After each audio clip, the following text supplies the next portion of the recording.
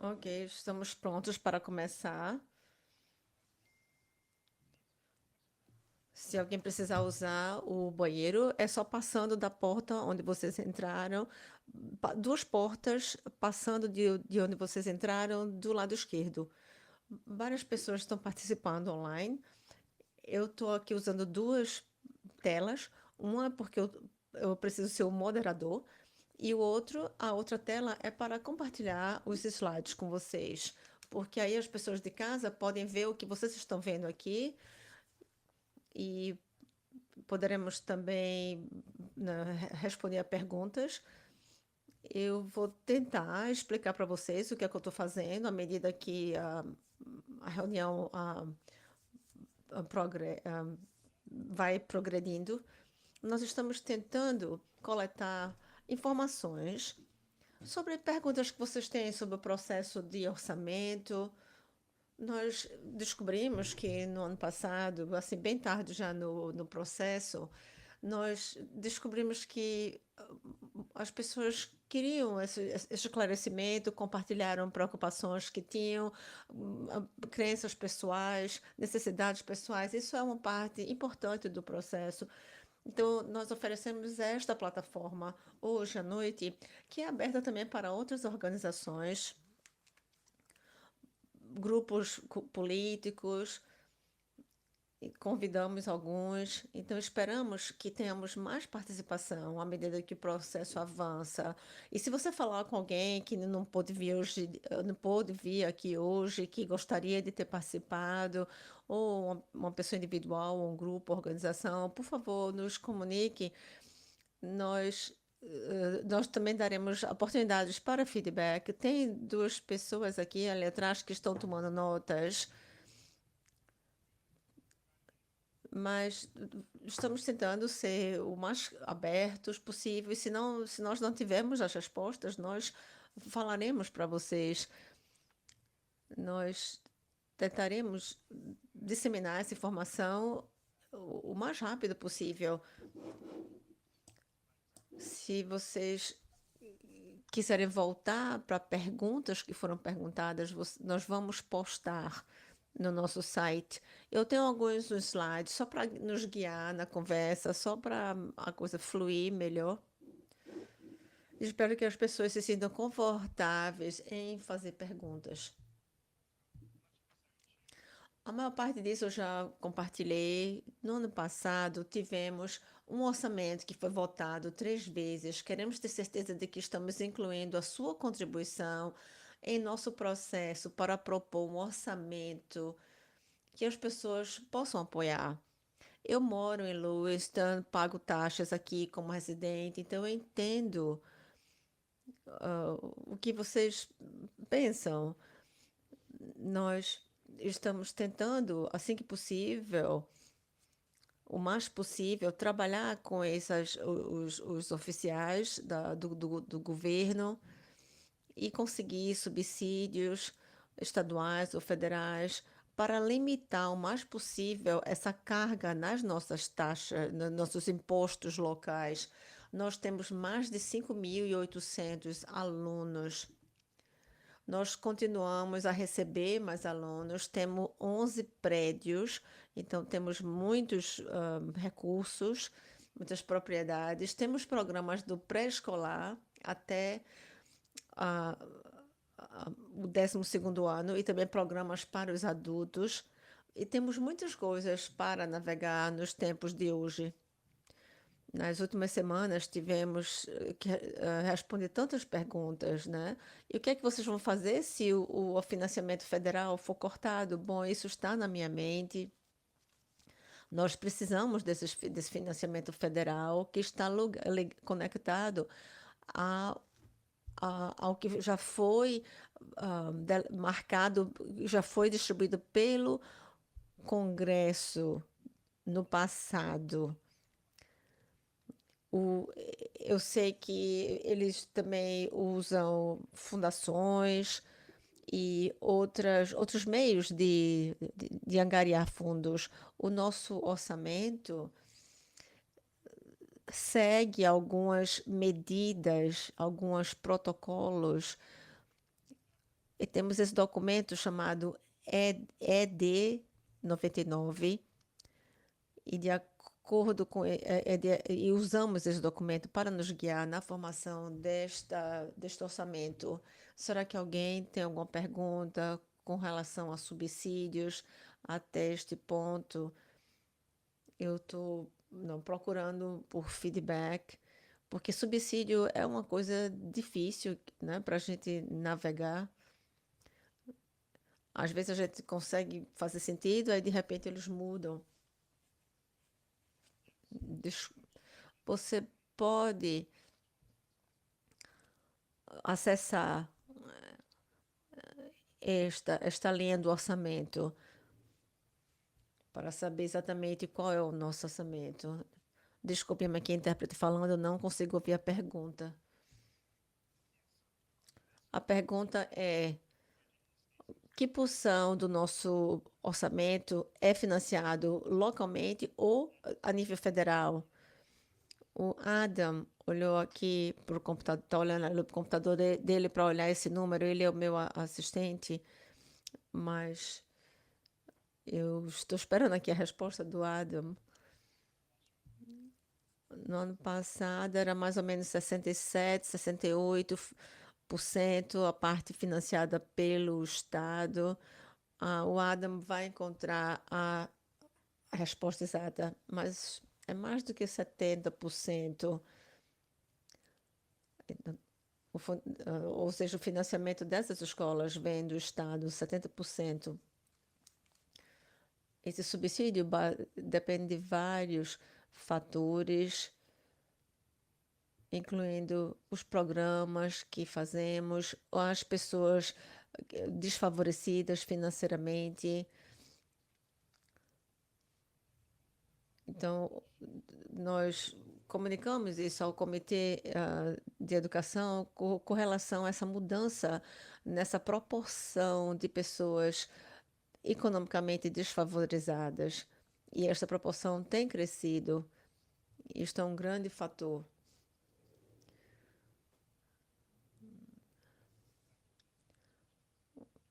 Se, se nós tivermos um projeto, por exemplo, quando uma escola é construída, então nós temos que balancear as dívidas com o que recebemos como subsídios.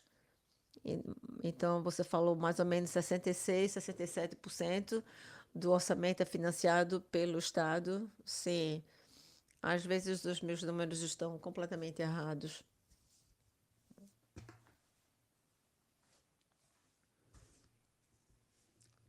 Tem alguém mais com a mão levantada?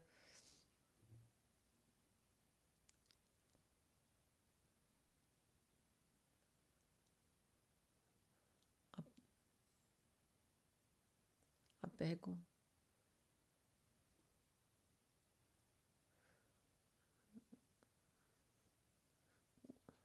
O orçamento do ano passado foi um desafio. Eu vou repetir a sua pergunta para que todos ouçam. Como é que a gente vai fazer o orçamento desse ano de maneira diferente, sabendo que no ano passado tivemos tantos desafios? Primeira coisa é o seguinte: estamos usando essa abordagem de orçamento zero. Então, nós vamos começar esse processo olhando que posições nós temos que já existem e que posições precisamos ter. Nós temos feito isso nos últimos anos. Os últimos 2 anos especificamente, nós adicionamos algumas posições para apoiar o sistema de educação especial, para apoiar os nossos alunos. Então, nós adicionamos também outras áreas para ajudar alguns programas.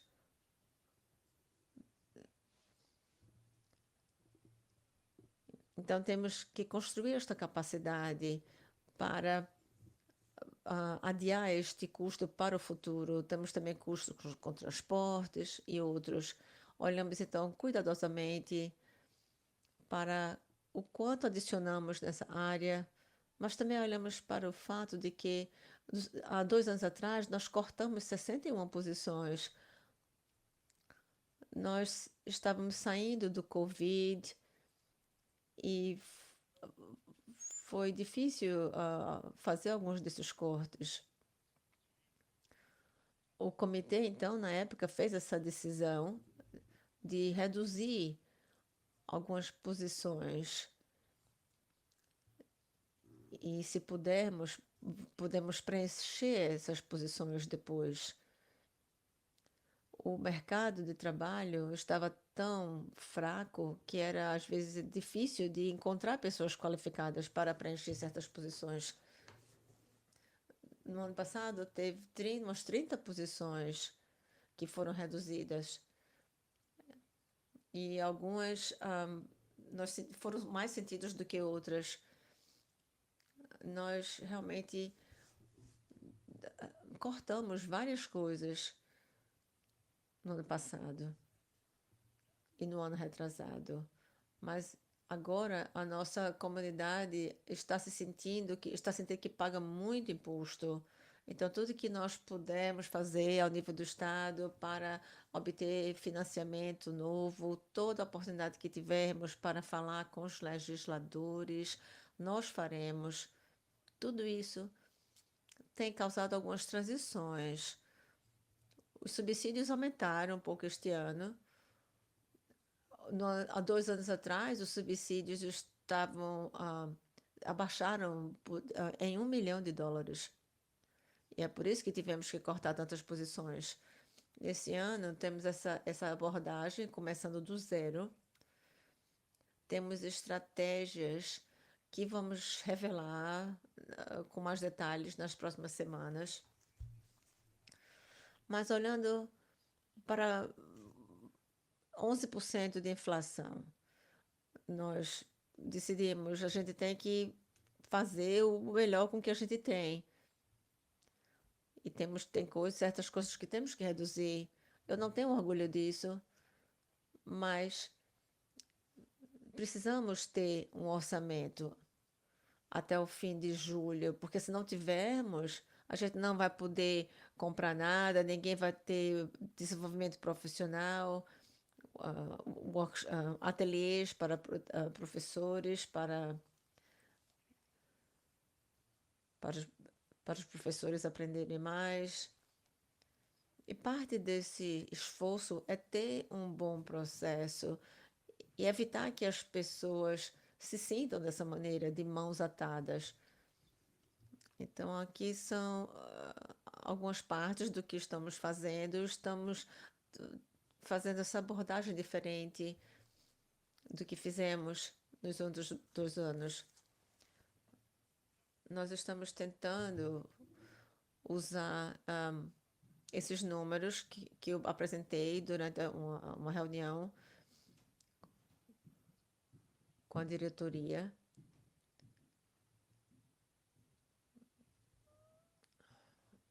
E tentarei alcançar alguns objetivos. Às vezes a gente olha para o que a gente gastou no ano passado e a gente pode falar assim, 5% de inflação. Então, tudo que a gente precisa gastar, a gente tem que adicionar 5% e depois cortar o que puder. Temos obrigações contratuais que temos que respeitar. Então, essa abordagem zero, nós olhamos para, por exemplo, as matrículas, quantos alunos estão matriculados, então, quantos professores precisamos para ensinar esses alunos. E às vezes temos que reduzir o número de professores. O ano passado, nós reduzimos 2 professores de uma das escolas. Então, essa abordagem zero se assume que a gente começa com o zero money. Mas a gente fala, precisa disso, precisa daquilo, e começa assim a construir o orçamento.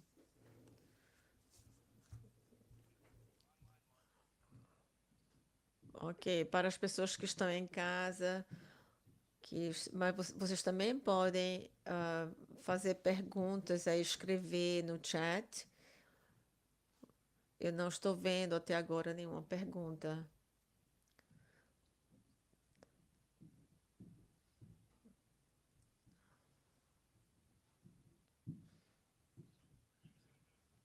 Então, usando essas perguntas como um começo, mas a conversa pode ir para seguir, seguir qualquer rumo que vocês queiram.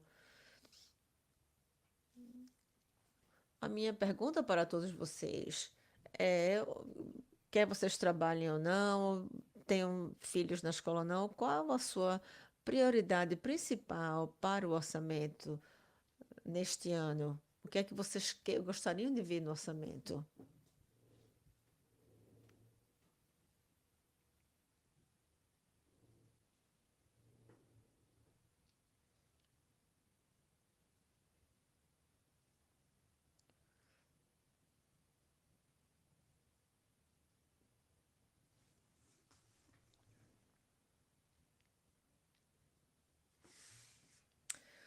Ok, vou repetir a pergunta para aqueles que estão em casa. O que você faria se o financiamento federal for cortado totalmente? A per... Bom, nós teremos que reduzir da mesma quantidade que for cortada. Esse fundo federal é usado para leitura, matemática, apoio extra nessas áreas e ter intervenção para crianças que estão com dificuldades. Então, há certos programas que sofrerão impacto. Mas eu quero dar um contexto para vocês. O financiamento federal tem regras específicas. Nós recebemos o financiamento e temos que falar para eles como é que vamos gastar e eles têm que aprovar. Então, esses fundos chamados Título 1 só podem ser usados para certas coisas, do Título 2 e Título 3 e 4 são usados para outras coisas. O principal para esses fundos federais é que há certas posições ali e que se os fundos forem cortados, nós não vamos poder continuar com certas posições. No momento, não achamos que esses fundos federais serão cortados, mas não podemos dizer com certeza. É o Congresso que resolve isso. Bom, pelo que eu saiba, o orçamento do Congresso já está organizado para o próximo ano, mas pode haver um impacto, o processo pode ser impactado. E ao nível federal as coisas podem mudar. Nós não temos acesso ao orçamento federal. As co ok, o pessoal da escola, programas após a escola, programas de verão, desenvolvimento de professores,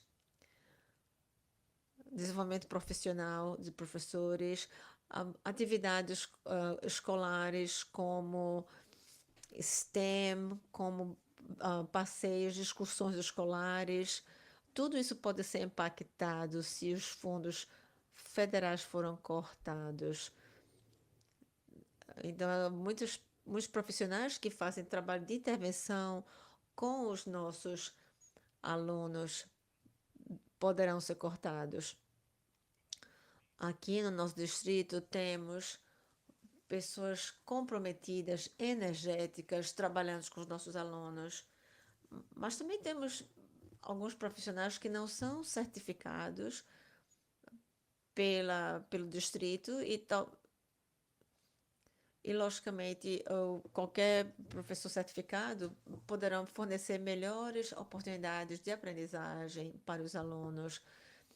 Então, essa qualificação dos professores é muito importante, mas o mercado de trabalho está muito difícil agora. Eu, alguns professores podem falar, eu não me sinto seguro aqui e eu acho que eu vou ser dispensado e eu vou trabalhar em outro distrito. Então, para ter esse contrato é um custo adicional. Eu tenho uma pergunta aqui online, alguém escreveu no chat, quantos professores temos que têm contrato, mas que não têm responsabilidades de sala de aula, ou seja, não são titulares de classe,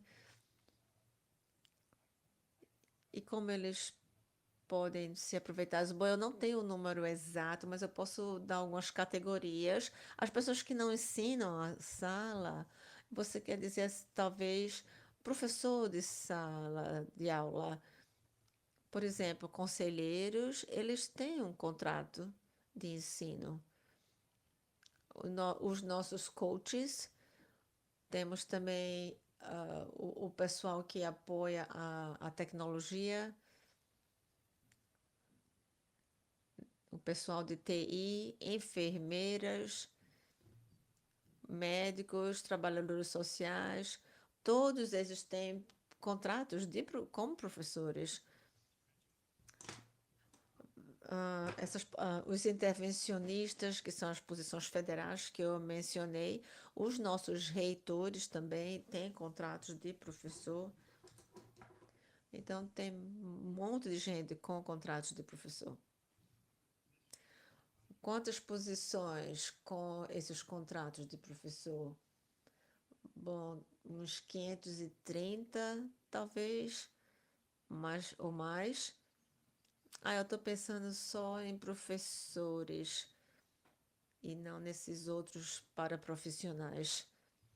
Esses são números exatos que temos na nossa planilha.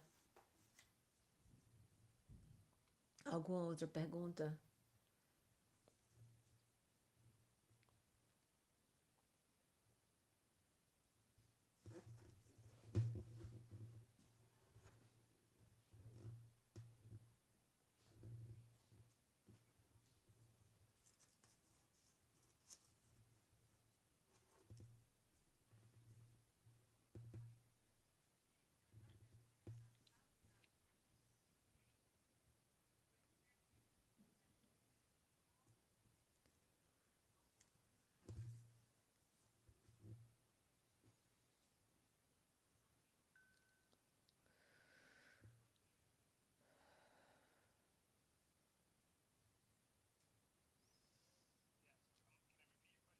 Eu vou repetir a pergunta para as pessoas que estão em casa. Eu vou dividi-la em algumas categorias. Como podemos fornecer apoio aos alunos que têm necessidades especiais? Será que temos professores, espaço suficiente para acomodá-los? Temos esse programa chamado CRIME em algumas escolas do nível elementar. Eles já estão sem espaço e eles trabalham com alunos bem jovens até a terceira série no máximo. Estamos tentando expandir aquele programa.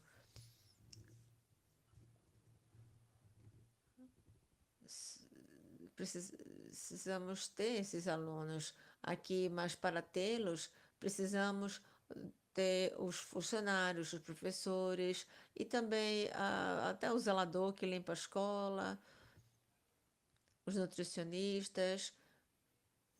Logicamente, quanto mais pessoas tivermos, vamos supor, para uma festa, precisamos de mais comida, de mais tudo. Sim, mas na realidade aqui nós estamos já sem espaço. Talvez temos que fazer uns ajustes, talvez adicionar um banheiro extra. Nós adicionamos um já no verão.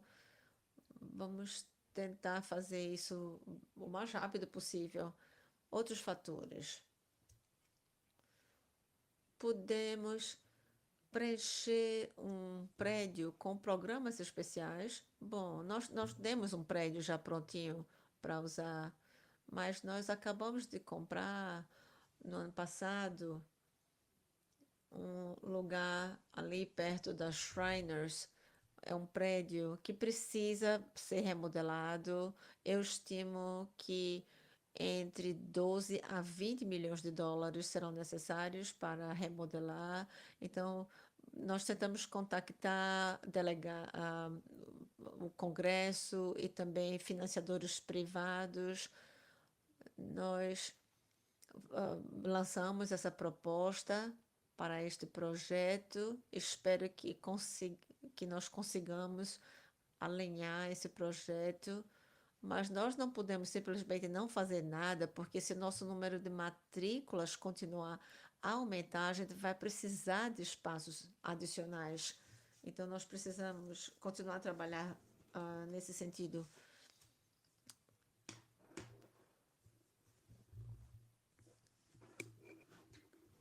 Nós temos desafios com certificações. Há oportunidades na educação para ter certificações diferentes e flexibilidades para obter essa certificação, mas isso não acontece na educação especial. Há uma diferença e eles têm que seguir diretrizes federais. No ano passado, as educadoras da educação especial foram dadas tempo para obter esta certificação. E, de acordo com o Estado que está enforçando as diretrizes federais, nós não poderemos contratar esses educadores, não importa o quão qualificadas essas pessoas sejam, mas não poderemos contratá-las. Isso pode ser um problema para mim. Nós,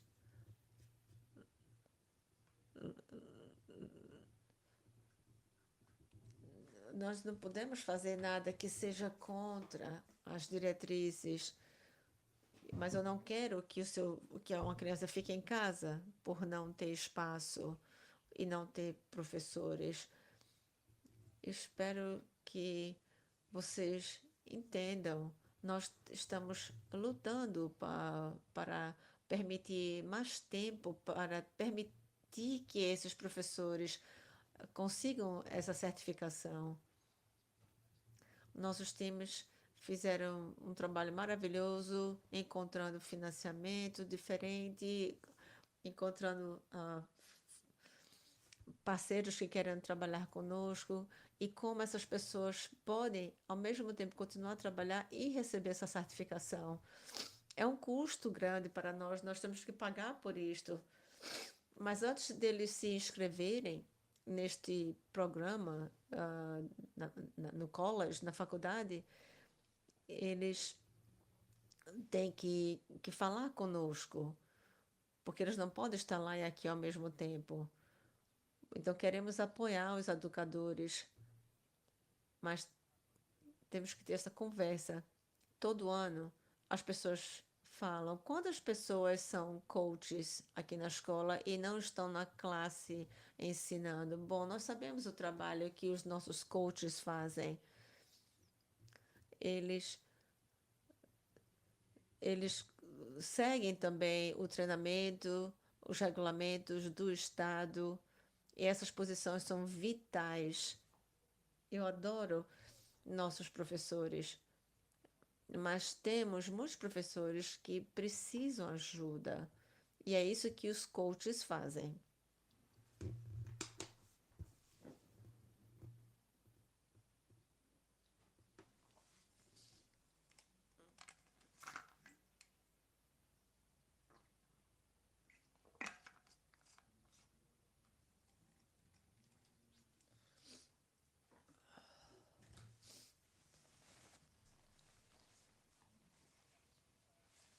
Ok, vou repetir a pergunta. Nós vemos um aumento na matrícula dos alunos, então deve ter uma conexão com a economia, porque já que as pessoas, já que tem mais gente aqui, significa ter mais gente pagando imposto. Bom, o mercado imobiliário ficou meio estagnado nos últimos anos, mas não tem sido o suficiente para adicionar mais renda. Tem 5 projetos importantes aqui em Lewiston no momento, mas tem muitas pessoas que não conseguem ainda encontrar alojamento estável, adequado, Isso vai se refletir nas matrículas, mas não dá para projetar, a gente tem que esperar para ver o que é que vai acontecer. Pelo que eu entendo, temos alguns projetos para pessoas que têm 50 anos ou mais, ou que tenham, é ali perto da Cumberland Farms, e essas pessoas com mais de 50 anos podem declarar que têm netos morando com eles. Então, isso já vai ajudar nesse problema de alojamento um pouco. Além disso, pessoas que têm 50 e poucos anos, que possuem uma casa, eles podem se mudar para esses novos projetos para pessoas acima de 50 anos, e assim já uma casa já fica vaga para uma família mais jovem. Então, temos alguns prédios por aqui que serão também incorporados nesse novo desenvolvimento. Então, vai talvez criar um fluxo de novos alunos. Isso, e às vezes as crianças são forçadas a ir para uma escola diferente, pegar um ônibus diferente de acordo com a escola onde eles frequentam. Então, é como se fosse uma teia de aranha tentando manter as crianças na escola, mas a situação é complicada com relação aos ônibus, por exemplo. Nós tivemos. É um desafiante atender às demandas de transporte. Bom, temos outros projetos sendo construídos que vai produzir um efeito dominó.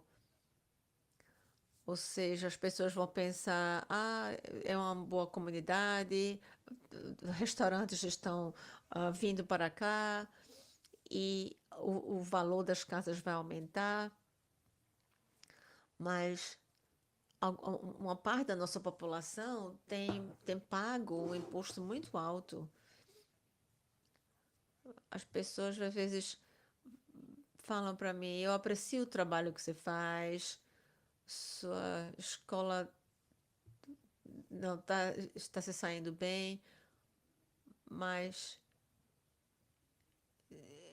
realmente eu não tenho condições financeiras, estou bem apertado financeiramente.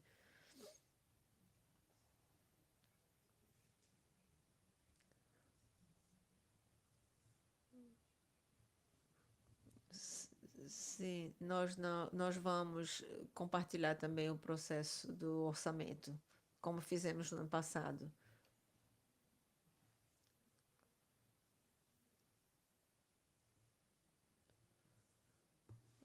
Você mencionou que tem 5.800 alunos. A pergunta com relação ao crescimento que tivemos nos últimos 2 anos.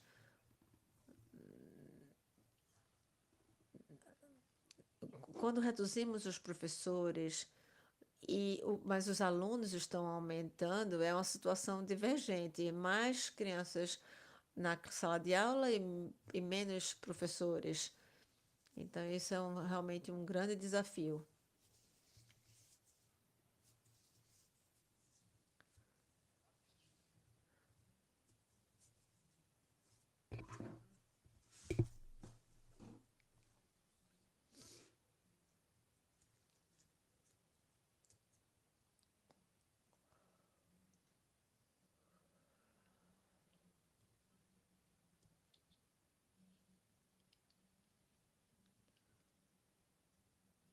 Desculpe, eu não consigo ouvi-la bem. É muito difícil interpretar porque não dá para ouvi-la.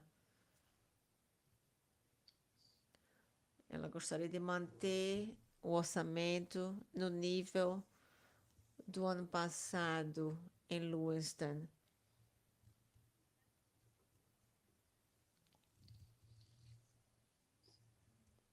Desculpem,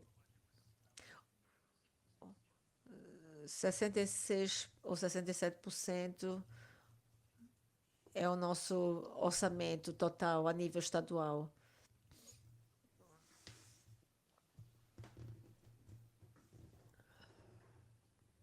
Aqui a intérprete falando, não dá para ouvir esta moça. Espero que o professor depois repita o que ela está falando.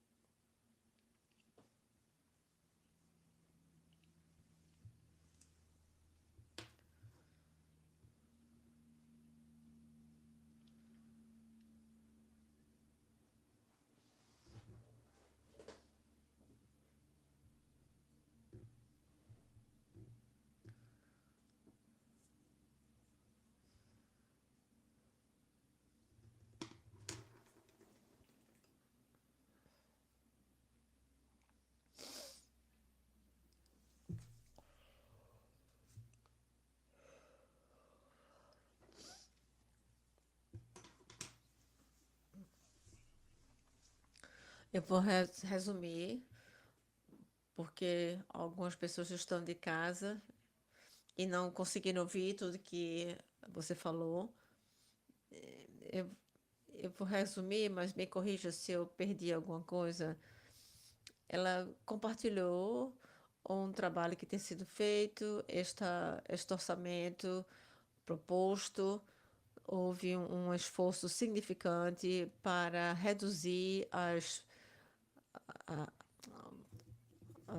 o imposto de renda, o imposto predial, e o governo federal eles também têm que equilibrar o orçamento da maneira que nós fazemos, e isto também pode ser desafiante. Nós temos apoiado Lewiston dessa perspectiva legislativa. Obrigada pelo seu trabalho árduo. Será que eu capturei tudo que você falou? Voltando aqui para a minha tela, tem uma pergunta nova. Será que o custo é mais pronunciado em algumas escolas do que em outras? Bom, nós não vimos isso. Eu estou mais preocupado com o número de pessoas, de professores que estão trabalhando nas suas certificações. Esse trabalho está em processo, mas tem um custo para as pessoas que não estão conosco, que não ficam conosco. Eles chegam aqui, fazem um processo de matrícula e terminam indo embora. Então, precisamos fazer esse esforço para manter as crianças aqui. Nós também achamos que nós sabemos que as pessoas, que os professores aqui são muito bons. Tivemos alguns problemas no passado, mas está muito melhor.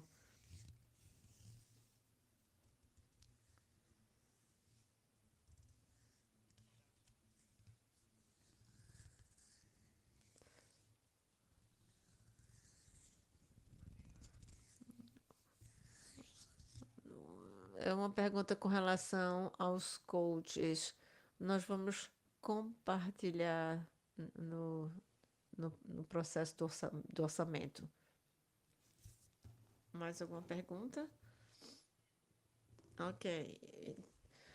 Então, quando nós falamos sobre nossos filhos, o que queremos que eles aprendam e sejam capazes de fazer?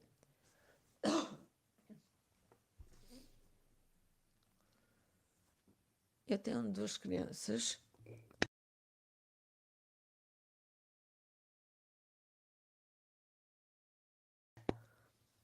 Eu gostaria de ver os meus filhos se desenvolverem.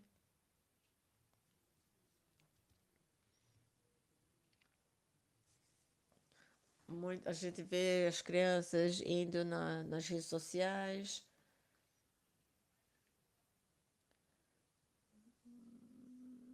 Eu sei que fazemos isso também, mas temos que modelar um comportamento mais adequado. Eu gostaria eu gostaria que os alunos fossem estimulados a pensar mais criticamente. Minha filha está na middle school.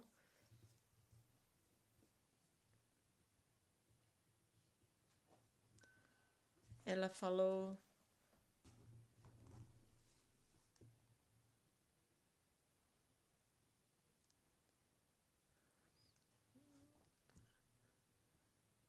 algo sobre a biblioteca da escola que não estava aberta.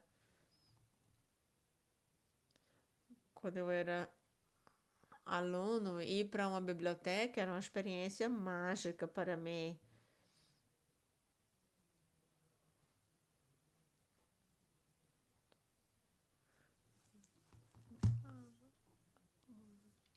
É importante que as nossas crianças ouçam histórias que vêm de todo o mundo, ao redor do mundo.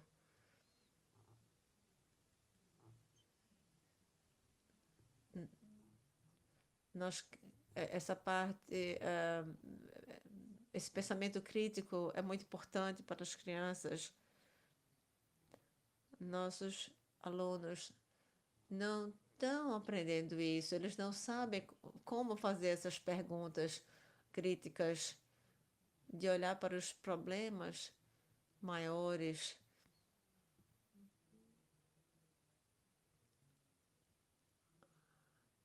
Eu, gost, eu gostaria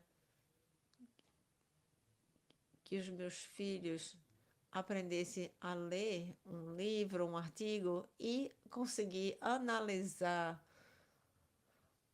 e fazer perguntas sobre aquilo. Ok, eu vou tentar uh, eu vou tentar resumir aqui para o pessoal de casa.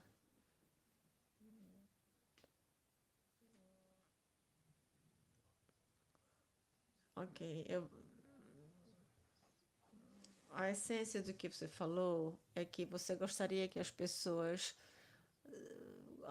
quando acabassem a escola, elas tivessem essas habilidades críticas, logicamente, ler e escrever bem, mas serem críticos no sentido de obter, de analisar essa informação que eles recebem através das redes sociais. e ter essa habilidade para pensar por eles mesmos e, e, e usar essas ferramentas para analisar a informação.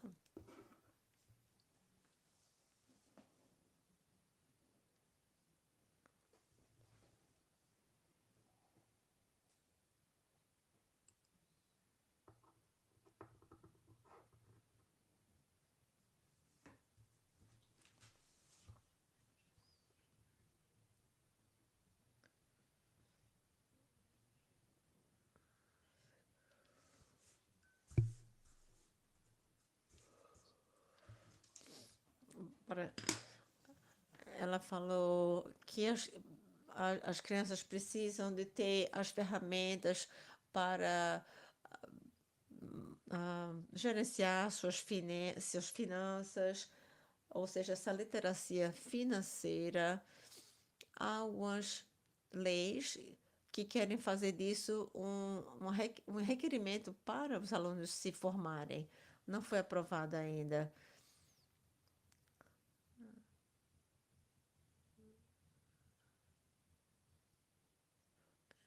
Então, eu, eu acredito que ah, que, que os nossos alunos precisam de certos conhecimentos críticos, de certos conhecimentos, de certos pensamentos críticos.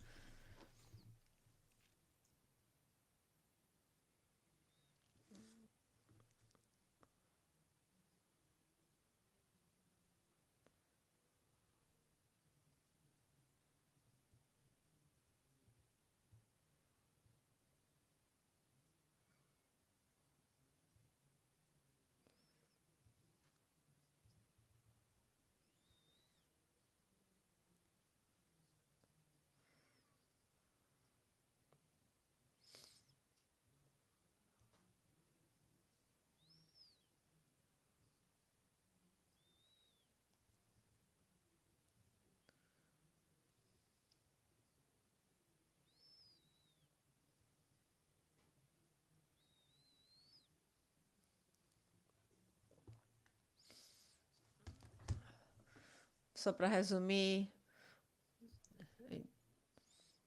celebrar atividades que estão acontecendo nas nossas escolas e procurar maneiras para ter alunos de idades, de contextos diferentes, trabalhando juntas para construir essas conexões. E não importa onde as pessoas morem no mundo, isso, isso não está à nossa mente necessariamente, mas nós começamos um processo na nossa escola chamado Houses, ou seja, casas. Essas casas têm níveis diferentes.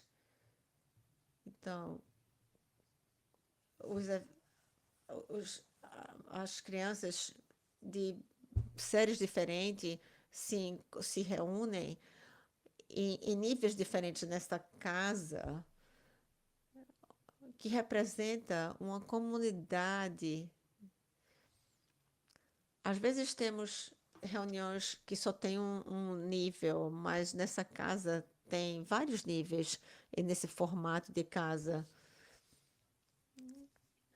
Eu estou tentando usar o formato correto, então as pessoas que têm mais conhecimentos, quando falam com a pessoa mais jovem, eles podem transmitir muitos conhecimentos, mas também quando um aluno da sexta série fala com um aluno do kindergarten, do jardim de infância, é interessante ver isso quando, o contrário também, quando o aluno do jardim de infância ensina algo a um aluno da sexta série. Muito interessante ver essa dinâmica e de como esses alunos se regulam. É super interessante. Outros pensamentos?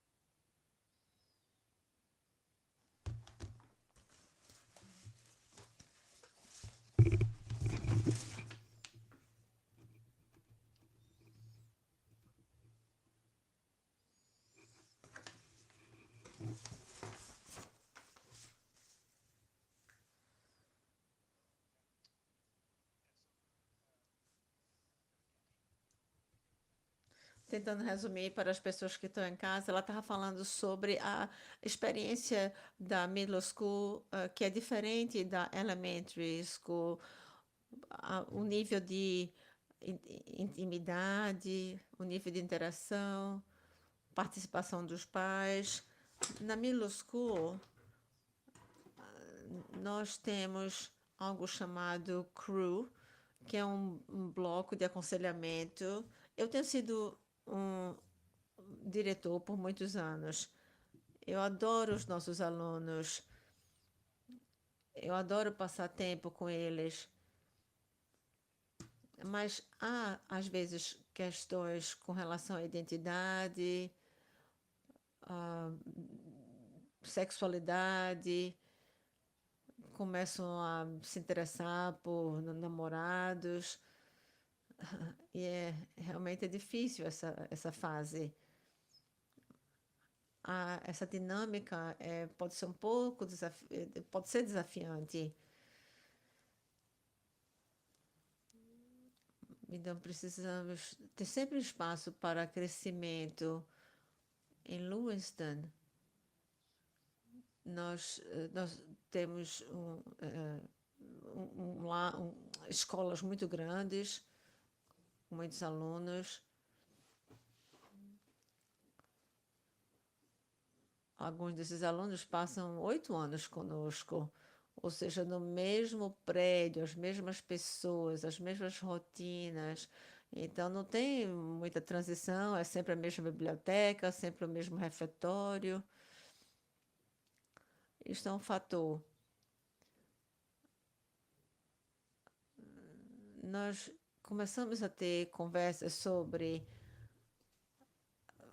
essas matrículas que estão aumentando.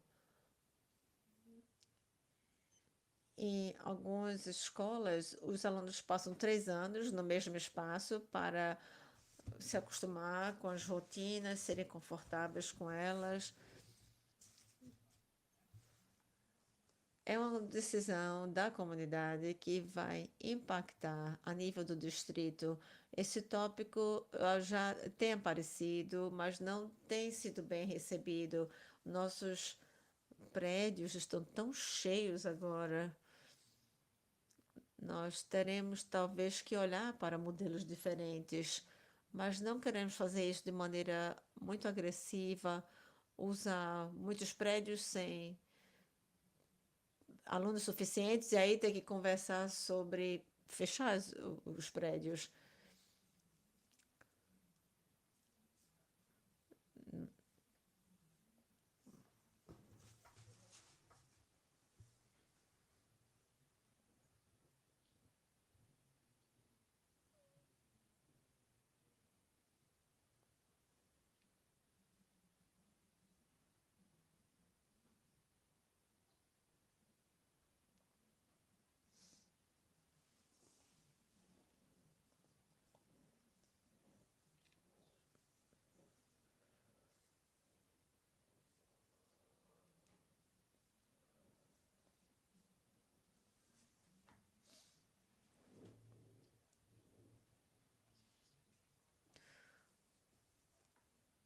Há um programa que tem sido usado em várias escolas, que é que é um programa chamado Joy to Run, ou seja, a alegria de correr. Os alunos participam, eles não correm numa maratona, mas correm em corridas de 5 quilômetros, coisas assim. É uma atividade muito boa para alunos que não queiram, talvez, participar de um time de esportes. Tem sido um programa incrível, muitos alunos interessados, muitos querem correr. Eu nunca disse isso a minha vida toda. Eu pratiquei esportes, mas nunca gostei de correr. Mas muitos alunos gostam. Então, é um programa após a escola e os alunos estão muito engajados. Outras perguntas?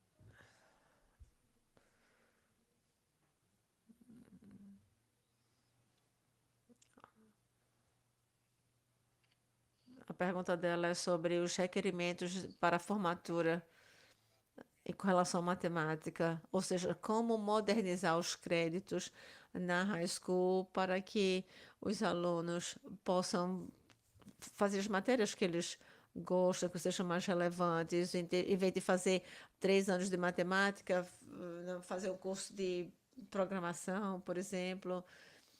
Nós já estamos fazendo algumas dessas coisas. Não é perfeito ainda, mas nós vamos abrir alguns desses passos. Eu e o time aqui, nós temos tentado ser mais flexíveis. Logicamente, temos que atender aos requerimentos do Estado, mas há espaço para algumas modificações a nível aqui da nossa escola. Temos este programa de estudos da Liston High School, que é mandado para todas as faculdades, e eles têm essa escala e que eles usam para aceitar ou não os alunos. Então, nós temos que ter cuidado para não abaixarmos os nossos padrões. Então, o nosso programa tem que mostrar valor. Não, não queremos que as pessoas pensem que a qualidade do programa não é tão boa. Eu, por exemplo, tenho dificuldade eu tenho dificuldade quando eu vejo muita gente matriculando em outras, se matriculando não, se formando em outras escolas. Aqui não é tão alta a taxa de formatura, mas é porque nossas expectativas são altas. Nós não abaixamos nossas expectativas e nós temos orgulho disso. Se isso significar que menos alunos consigam se formar, bom, é, é assim. Eles precisam se preparar melhor.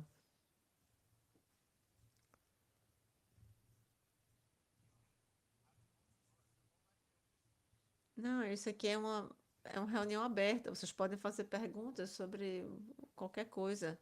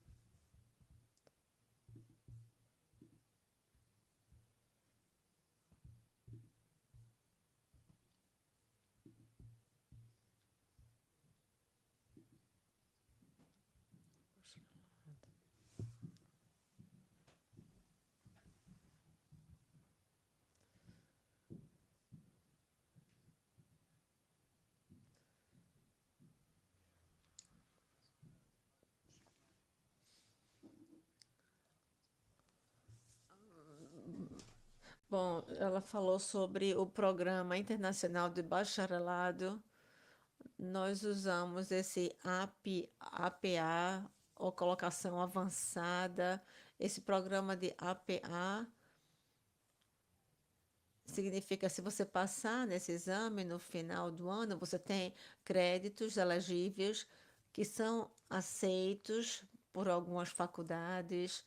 O, o, o, o custo é US$ 150, mais ou menos.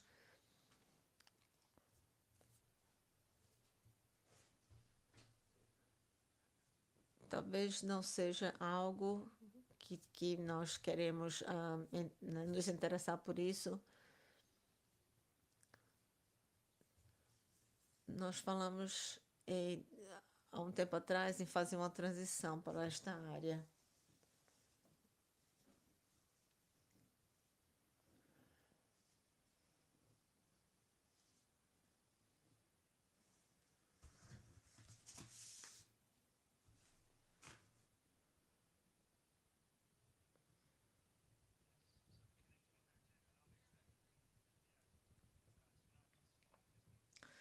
Então, não somente precisamos ser oferecer bons programas mais eficazes.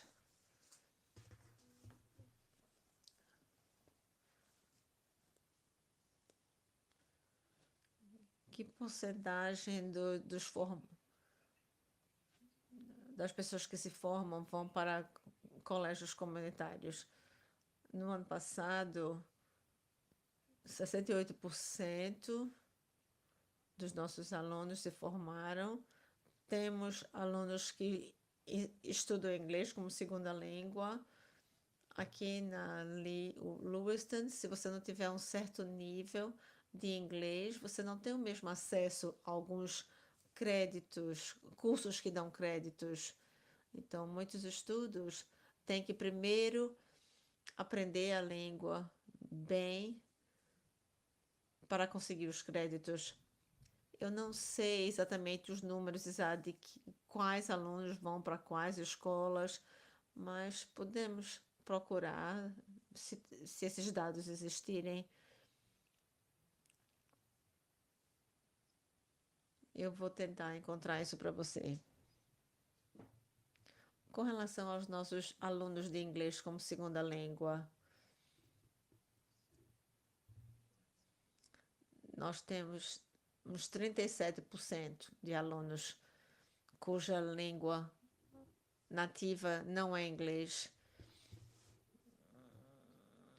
Temos 42 línguas diferentes aqui na nossa escola. 7 delas são as línguas principais. Temos 2 escolas elementares com mais de 50% de alunos multilingües, e nós aqui temos mais de 50% de alunos que não são brancos. Essas são os dados, esses são os dados demográficos. Voltando àquela pergunta, quantos dos nossos alunos prosseguem para colégios comunitários?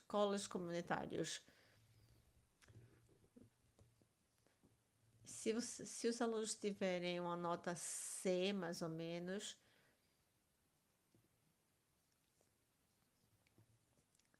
eles talvez possam se qualificar.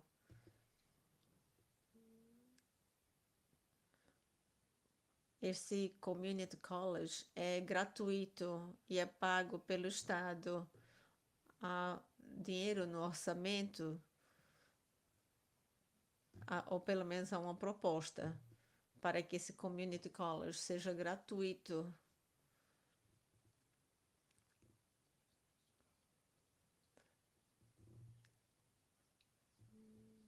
Outra coisa que está acontecendo é que esse Community College, o colégio comunitário,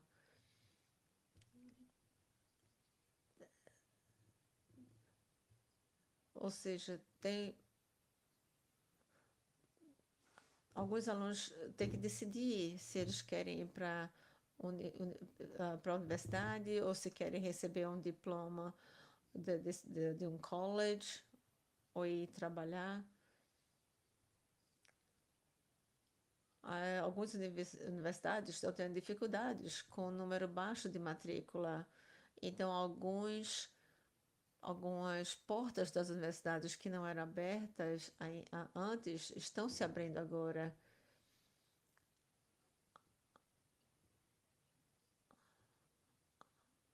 Antes seria mais difícil ter acesso a algumas das classes, mas agora tem mais acessibilidade.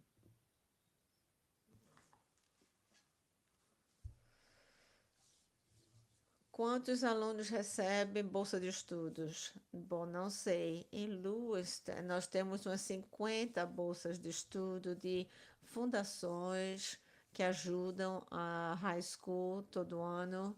Nós acabamos de reconhecer dois alunos, mas há um ano atrás, eles conseguiram bolsa de estudos completas para John Hopkins e talvez Washington. São duas universidades bem especializadas, Eles receberam também custos incidentais, por exemplo, viajar para a universidade de ida e volta. Uma dessas bolsas de estudos valia US$ 300.000 e a outra uns US$ 400.000 para universidades fantásticas. E isso se deveu a um programa de verão que foi introduzido. Esses alunos se saíram tão bem lá que representaram a Lewiston e receberam estas bolsas de estudo tão valiosas, pois algumas universidades podem ser super caras. Então, principalmente na área assim de laboratórios, nessa área médica.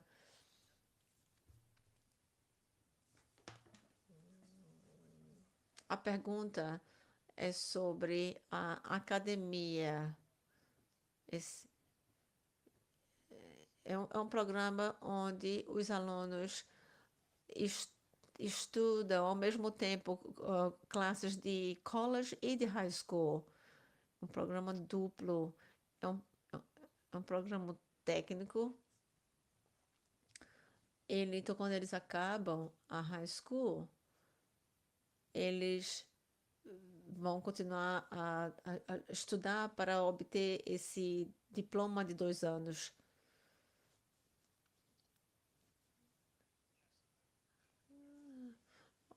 Nesse programa, os créditos são transferíveis, podem ser transferidos para outras faculdades, e isso pode ser uma grande economia de milhares de dólares para as famílias.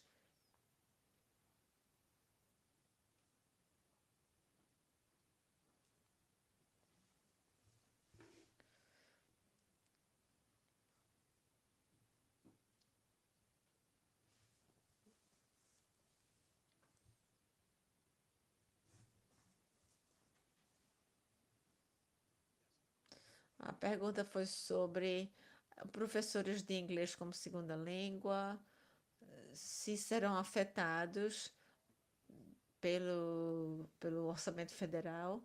Bom, no momento, elas são pagas pelo orçamento estadual. Mas eu gostaria de adicionar que quando reduzimos essas posições ao longo dos anos, nós sempre tem alguém que fala, é difícil diferenciar ter 20 alunos numa sala, ou seja, fazer essa diferenciação quando temos muitos alunos numa sala com necessidades diferentes, níveis diferentes, por exemplo, em matemática. Então, como é que o professor faz isso? É difícil, principalmente se não tiver um assistente de professor ali. Quando falamos, então, em línguas múltiplas, quando falamos em cortes ao orçamento, teremos que fazer alguns cortes também dentro da sala de aula e reduzir alguns professores. Então, essas classes com tantos níveis diferentes, com línguas diferentes, precisam deste apoio. Não somente em classes multilíngues, mas em qualquer classe. Toda a sala elementar deveria ter um paraprofissional lá, um assistente de professor.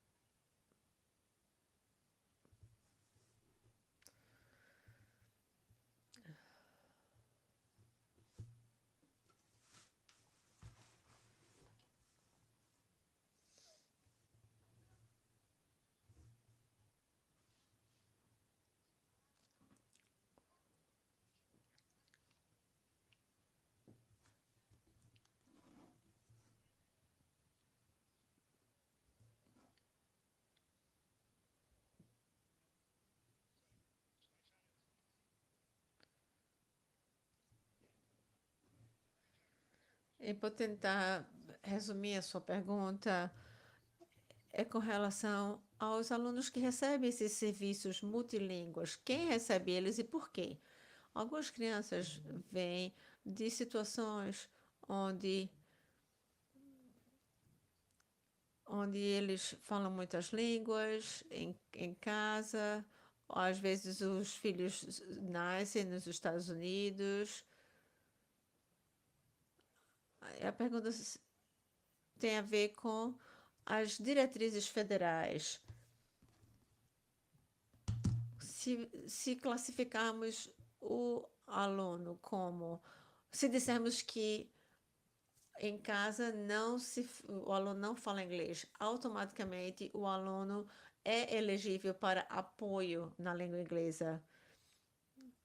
Então, tivemos situações em que as famílias falaram: eu não quero que o meu filho tenha esse apoio extra no inglês. Alguns alunos não querem entrar nesses programas multilingües. Nós temos esse teste chamado Access, que é um teste de linguagem, que mede a capacidade do aluno na leitura, na escrita, na fala, ou seja, como o aluno consegue se comunicar e navegar o dia escolar. Esse teste mede a habilidade do aluno e quando o aluno chega num certo nível, aí ele não precisa mais ter esse apoio. Alguns alunos nem querem sair de classe porque eles querem ficar na sala deles. Eles não querem sair de sala para ter esse apoio extra no inglês, para o inglês.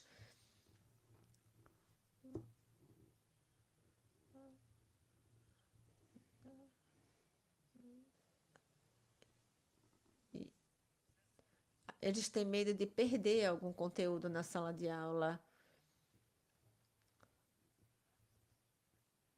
Às vezes, esses alunos não têm muito sucesso nessas classes acadêmicas.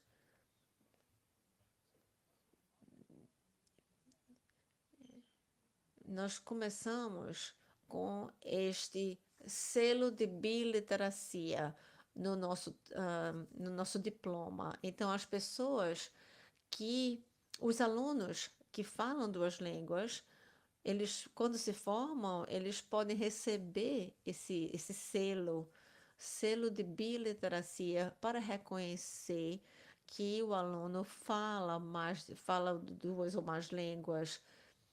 E isso é muito importante ter esse selo no diploma quando os alunos tentam aplicar para o college.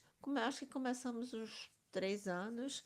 O ano passado tivemos uns 42 alunos que passaram o teste para receber esse selo de biliteracia. E isso é feito por todo o distrito. Nessa semana, acabamos de fazer o teste para os alunos. É uma opção, a gente não força eles. Nós oferecemos esse teste todo ano. Eu tenho um outro comentário aqui.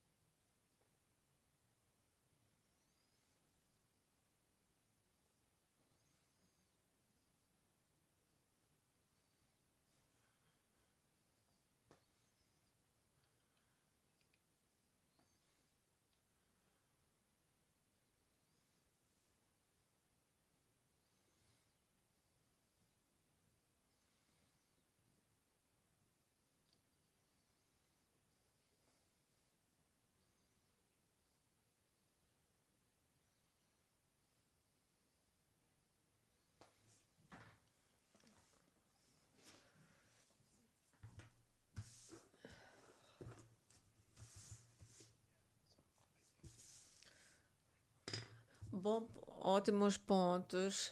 Eu vou tentar resumir. Então, esta mãe falou que o filho dela foi identificado como multilingüe porque no momento não falava inglês em casa, mas depois passou o teste e ele foi designado como aluno multilingüe. Temos também essa designação de alunos para alunos que têm dificuldades na escola e queremos ter certeza de que eles recebem o apoio suficiente.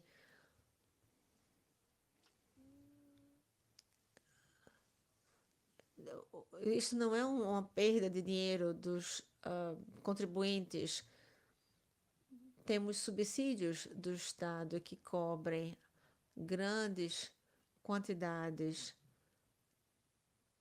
de, de apoio para os alunos, até também para crianças que estão com famílias que têm dificuldades financeiras. Então, pensando assim da perspectiva de um contribuinte, os nossos serviços multilingües recebem subsídios, isso não custa nada extra às pessoas que moram em Lewiston, que têm casas em Lewiston. E é um benefício dessa perspectiva financeira ter alunos multilingües na nossa comunidade.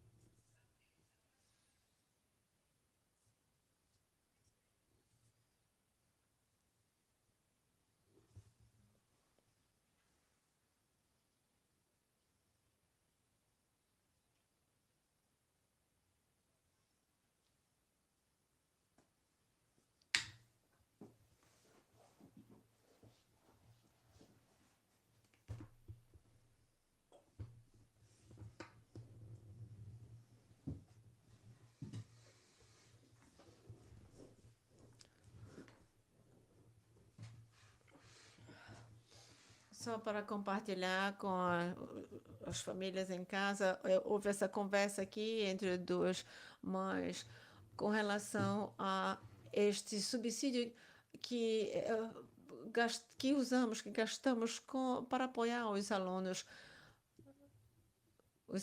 que têm o inglês como segunda língua. Esse dinheiro não é desperdiçado, é muito bem utilizado e não custa nada extra aos contribuintes. Eu vou compartilhar uma história. Eu conheço alguém que fala 7 línguas fluentemente, trabalha internacionalmente, e eu fico fascinado com pessoas que falam tantas línguas. Essa pessoa e a esposa dele, eu conheço eles há muito tempo e acho assim incrível que ele possa falar 7 línguas. Eu comecei a trabalhar em Lewiston, então, e encontrei aqui pessoas que às vezes falam 2, 3, 4 línguas.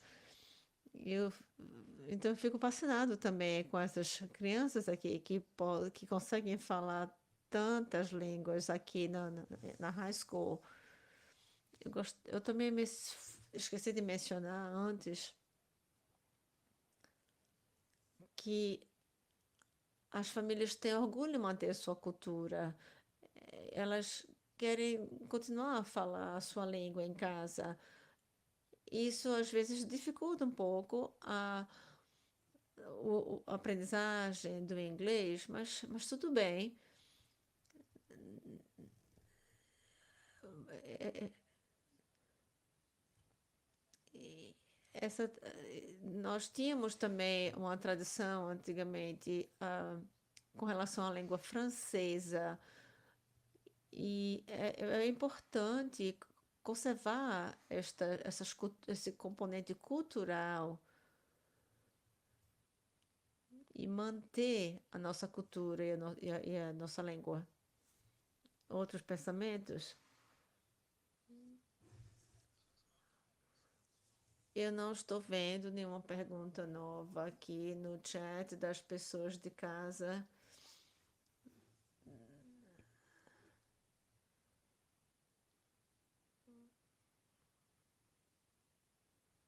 Aliás, tem algumas perguntas aqui, sim.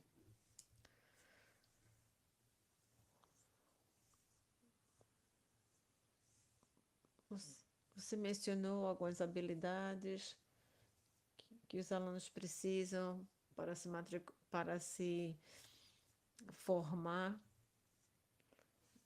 Desculpem, não dá para entender o resto.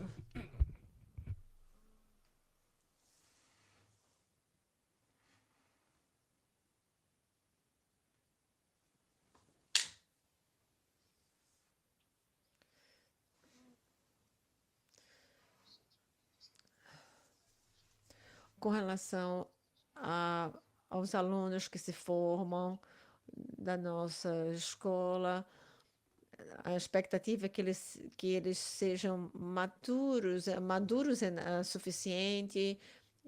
Eu tento conversar com eles e perguntar quais são os seus desejos e falo para ele, seja pontual, trabalhe duro, não se distraia e trate os outros bem. São coisas simples. Hoje em dia nós usamos muita língua agressiva nas redes sociais, mas agora, mais do que nunca, precisamos parar e pensar nas nossas mentes, no nosso lado emocional. Temos o guerreiro do teclado, essa expressão, vocês sabem o que significam, não é? Mas precisamos ser pacientes, reconhecer onde estamos. A saúde mental é muito importante. Às vezes as pessoas não têm as ferramentas para parar e ter esse controle, né? Antes de escalar uma situação. Então, precisamos dar essas ferramentas para os nossos filhos. Eu tenho trabalhado em escolas públicas por muitos anos e o lado emocional, social, é muito importante ser capaz de se autorregular e de tomar decisões e progredir.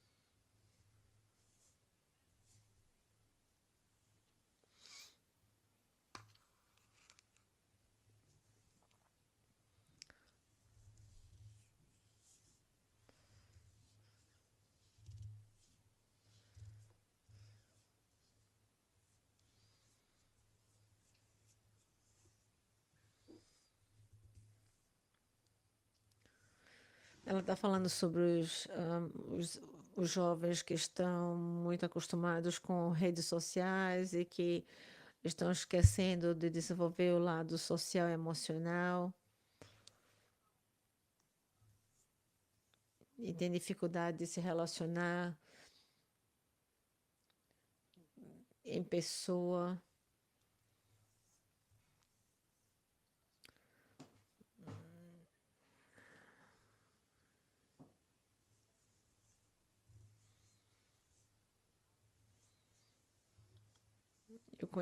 Ela falou que conhece jovens que passam 17 horas no celular e eles não estão aprendendo que tem que estar presente na sociedade. Isso não é bom para nós como adultos e não é bom para os jovens, não é bom para o futuro deles. Então, um exemplo de como o uso dos celulares pode ser ah, prejudicial. A gente pode até pensar em não permitir aqui na escola, até incluindo os professores, porque eles têm que dar um modelo também. Eu compartilhei um exemplo ultimamente. Isso é um fenômeno psicológico que está acontecendo. As pessoas veem, quando a pessoa vê alguém verificando o celular, eles têm vontade de fazer também, é uma coisa assim contagiosa e problemática. Será que eu capturei bem o que você falou? Teve uma pergunta aqui sobre as políticas para uso do celular. No momento, para as escolas elementares, até o oitavo ano, eles não são permitidos ter celular na escola. Às vezes, eles são permitidos de ligar para os pais, mas os pais. Então, os alunos já sabem que os telefones, quando chegam na escola, têm que ser guardados. Na high school, o, o ideal é que eles só usassem os celulares no refeitório, nos horários vagos, mas não é enforçado de maneira igual em todas as escolas, em todas as aulas, dependendo do professor. Nós estamos tentando ser mais consistentes, mas há dificuldades para banir os, os celulares. Nós não queremos ter essa política de banir os celulares totalmente. Alguns pais querem ser capaz de conectar os filhos deles imediatamente, mas eu acho também que é questão de hábito. Há alguns anos, a gente teve que falar com o aluno sobre isso. Ele durante o dia, esse aluno teve mais de 100 mensagens para a mãe dele e da mãe dele. As- Aí depois essa mãe reclama que o filho não está fazendo nada, não está aprendendo nada. Bom, ele passou o tempo todo mandando mensagem para você. Então, temos regulações, mas não têm sido implementadas consistentemente.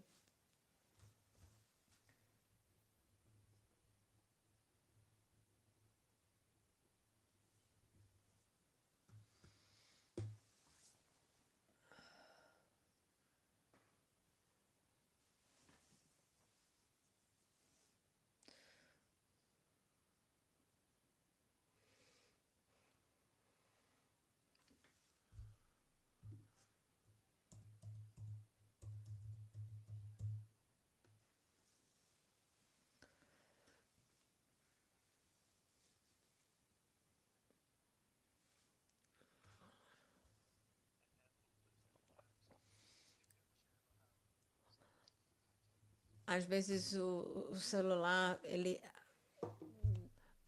ele captura o nosso cérebro e modifica a maneira como a gente pensa.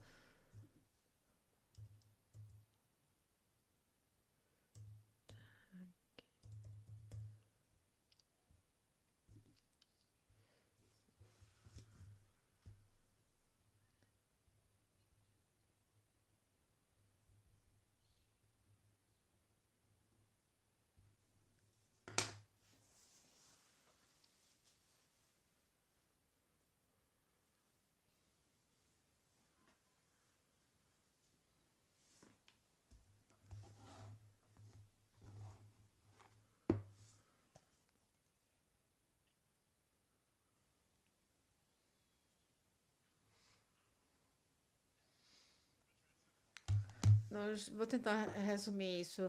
A sua questão é sobre essa implementação consistente e quais são as consequências. Eu sou uma pessoa que acredito em fazer o nosso trabalho e eu fico frustrado quando algumas pessoas não estão fazendo o trabalho delas.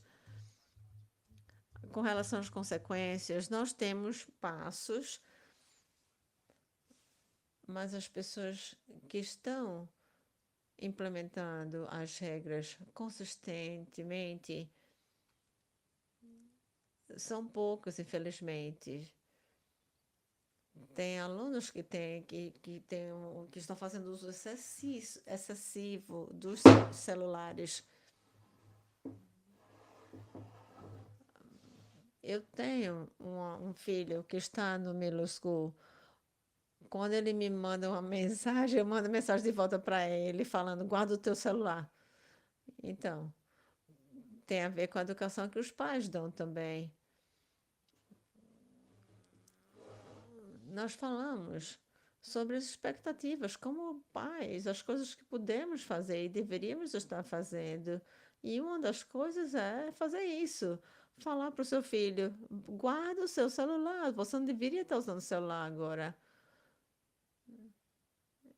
Então, fale para os seus filhos: não, guarde o seu celular na hora da aula. Eu não estou tentando ser durão, mas temos que ensinar os nossos alunos a seguir as regras e temos que dar um exemplo como pais, como adultos, para não, ou então estaremos decepcionando toda a comunidade. É isso que está faltando e a gente tem que continuar a trabalhar nisso.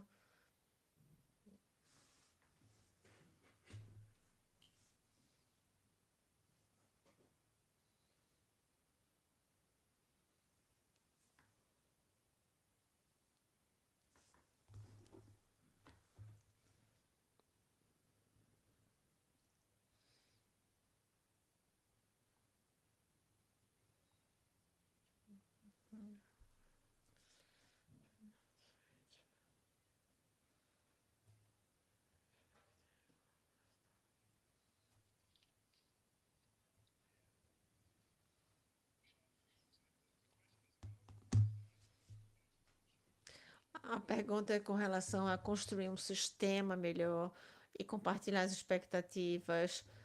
Nós temos esse trabalho chamado não negociável. Às vezes pensamos assim, este não é o meu papel, mas tem comportamentos pequenos e maiores durante o dia inteiro. E nós temos que mostrar para os alunos que temos grandes expectativas para eles. Se o seu filho for mandado para a escola por não seguir as regras, nós queremos a sua ajuda. Vocês têm que conversar com eles antes de mandá-los de volta. Quando a gente às vezes tem que, sinceramente, por causa de parar uma aula, por causa de um aluno de terceira série agindo de maneira apropriada, este aluno tem que ser suspenso. A gente não pode continuar a fazer certas coisas. Temos que responsabilizar os alunos, mas temos que ter o apoio dos alunos, dos pais. Esses, esses constantes, alguns comportamentos são completamente inaceitáveis. Temos tempo para mais algumas duas ou três perguntas.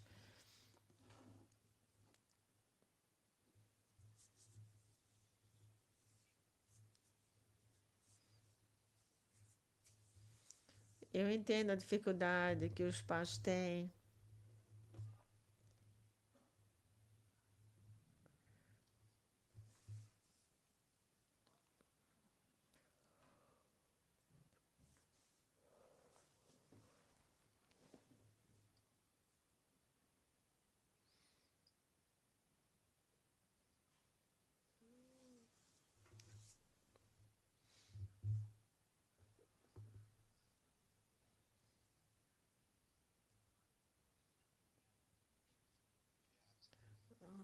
A pergunta foi sobre o que é que nós podemos fazer para ter certeza de que os pais estão cientes sobre essas regras da escola com relação, por exemplo, ao celular.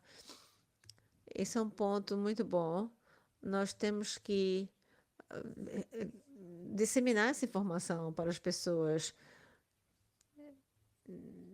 Nós temos que tentar o melhor possível compartilhar boa informação. Os pais querem saber, eu acho, querem saber sobre essa informação. E o uso excessivo de celular, ou seja, porque estão evitando o trabalho da escola, ou porque estão muito interessados no que estão fazendo, no que estão vendo. Isso tudo tem que ser abordado.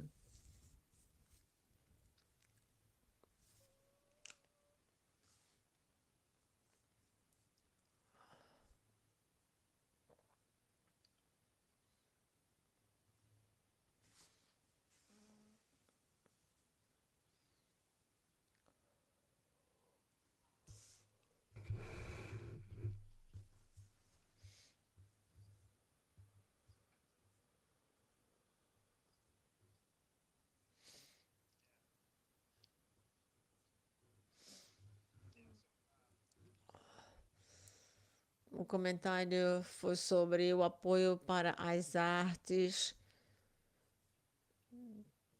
Temos um professor de artes que tem feito um trabalho maravilhoso com nossos alunos por muitos anos. Então, temos que ter certeza de que teremos financiamento para apoiar as artes. E às vezes falamos também sobre quando os alunos passam por momentos difíceis, temos que dar apoio a eles. E isso, a arte pode apoiá-los. E também tem o aspecto da performance. Temos alunos com vozes muito bonitas, que sabem tocar instrumentos, e eles podem até seguir uma carreira nessa área. Teremos um programa com relação, para conseguir financiamento para comprar mais instrumentos musicais.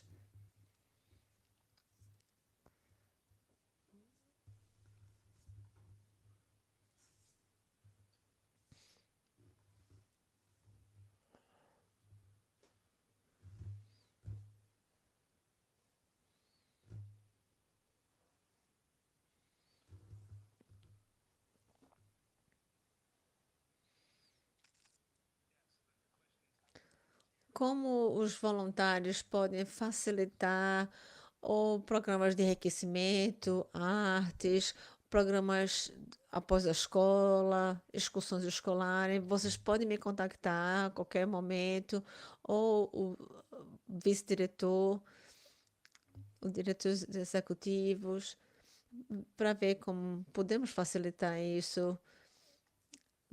Podemos alinhar os voluntários com programas existentes. Temos que fazer um teste para ver, teste para ter certeza que vocês têm uma ficha limpa, logicamente. Vocês terão que preencher um formulário, mas agradecemos o trabalho dos voluntários. se você tiver preocupação com o seu filho andando para a escola, os pais podem ajudar. Eles podem estar presentes para apoiar os nossos alunos. Se você estiver em casa enquanto o seu filho caminha para a escola, isto ajuda a fortalecer a comunidade. É uma responsabilidade comum criar os nossos filhos. São coisas pequenas.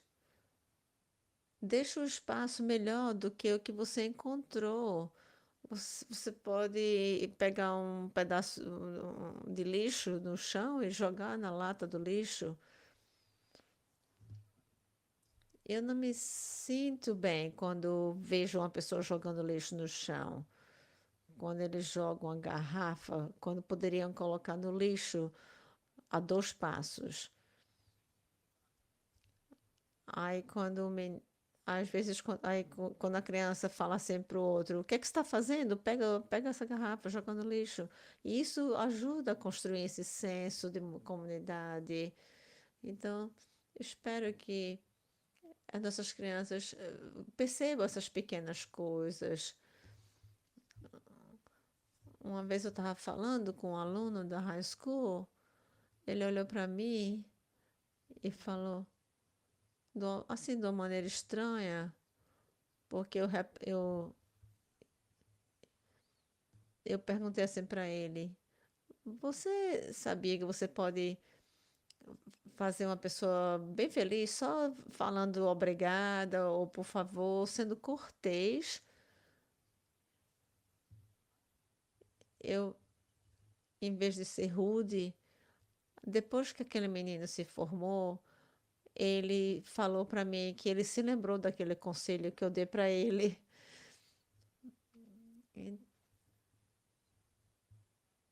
Eu tenho tempo só para mais uma pergunta. Então, se não tiver mais nenhuma, muito obrigada a todos por terem vindo. Apreciamos. Se vocês souberem de outros grupos que estejam interessados de participar da próxima vez, é só nos dizer. Muito obrigada.